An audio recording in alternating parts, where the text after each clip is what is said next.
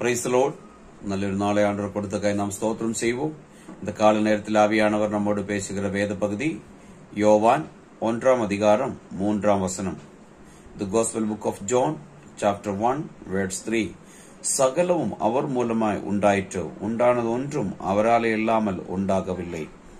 இன்னைக்கு கேட்கிற தேவனுடைய பிள்ளைய, சகலவும் கர்த்தர் மூலமாய் உண்டானது, அவர் இல்லாமல் ஒன்றுமே உருவாகவில்லை. உன்னுடைய வாழ்க்கை உருவாகணுமானால், நீ விரும்புகிற காரியம் நடக்கணுமானால், கர்த்தரோடு நெருங்கி கர்த்தரோடு சேர ஆயத்தம், உன்னை பரிசுத்தப்படுத்திக் கொள்ளுங்க. உன்னுடைய சுபாவத்திலே மாற்றங்களை கொண்டு வாங்க. இயேசுவோடு சேர்ந்து வாழுதா ஒரு வல்லமையில் நிரம்புவதற்கு நீ ஆயத்தமாவுங்க. கர்த்தரோடு சேர்ந்து இருக்க ஆமென் ஆயத்தமாவுங்க. எந்த இடத்தில் தவறு நடந்து யோசிச்சு பாருங்க.